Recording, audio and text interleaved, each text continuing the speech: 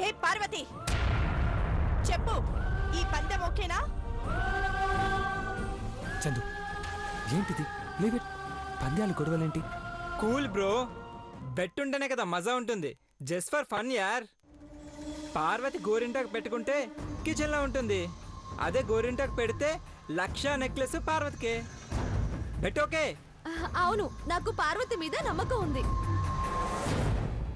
చా చూద్దాం. 2 చేతులు ఖాళీగా ఉంటే దారిన పోయే దానమ్మైనా పెడుతుంది. ఐశ్వర్య, చంద్రముఖి, ముందు దాని 2 చేతులకి గోరింటాకు పూయండి.